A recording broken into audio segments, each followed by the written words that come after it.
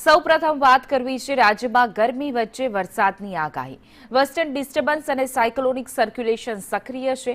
આજે સુરત, ડાંગ અને તાપીમાં વરસાદની શક્યતા વ્યક્ત કરવામાં આવી છે। તો આ તરફ નવસારી, વલસાડ, દમણ અને દાદરાનગર હવેલીમાં પણ વરસાદની આગાહી છે, જ્યારે સૌરાષ્ટ્રના અનેક વિસ્તારોમાં વરસાદી માહોલ જોવા મળી શકે એમ છે। કચ્છમાં પણ છૂટો છવાયો વરસાદની સંભાવના છે। ગરમી અને ઉકળાટ વચ્ચે વાતાવરણમાં ફેરફાર થવાની પણ શક્યતા છે। તો આગામી દિવસોમાં હવામાનમાં બદલાવના સંકેત સામે આવી રહ્યા છે। તો આજે સુરત, ડાંગ અને તાપીમાં વરસાદની શક્યતા છે। તો આ તરફ સૌરાષ્ટ્રના પણ અનેક વિસ્તારોમાં છૂટોછવાયો વરસાદ વરસે એવી શક્યતા વ્યક્ત કરવામાં આવી રહી છે। ગરમી વચ્ચે વરસાદની આગાહી। વધુ વિગતો સાથે અમારા સંવાદદાતા દિવ્યા ચૌહાણ ન્યૂઝ રૂમથી જોડાઈ ગયા છે।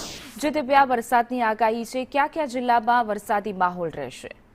રાજ્યભરમાં વાદળછાયું વાતાવરણ રહેવાનું અનુમાન હવામાન વિભાગ તરફથી કરવામાં આવ્યું છે, જ્યારે ચોમાસું હજી મહારાષ્ટ્રમાં જ છે, પરંતુ કેટલાક વિસ્તારમાં પ્રી મોન્સૂન એક્ટિવિટીના કારણે વરસાદની આગાહી છે। તો સાયક્લોનિક સર્ક્યુલેશન અને વેસ્ટર્ન ડિસ્ટર્બન્સ જે બે સિસ્ટમ જે સક્રિય થઈ છે તેના કારણે વરસાદનું અનુમાન કરવામાં આવ્યું છે, જેમાં પ્રભાવિત વિસ્તાર હશે તો સૌરાષ્ટ્રના કેટલાક ભાગો, જેમાં મોરબી, જામનગર, પોરબંદર, જૂનાગઢ, દ્વારકા સહિતના જે વિસ્તારો છે ત્યાં સામાન્યથી મધ્યમ વરસાદ છૂટો છવાયો પડી શકે છે। તો કેટલાક વિસ્તારમાં વાદળછાયું વાતાવરણ રહેવાનું અનુમાન છે।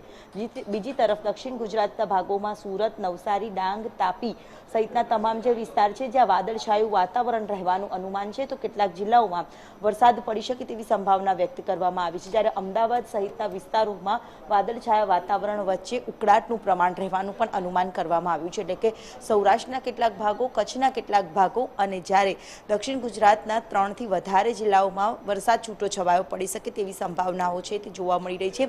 પવનની ગતિમાં કોઈ વધારો થવાની શક્યતા છે જે નહિવત દર્શાવવામાં આવી છે।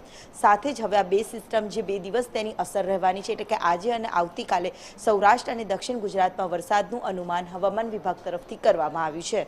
જી બિલકુલ દિવ્યા, સમગ્ર માહિતી બદલ આપનો આભાર।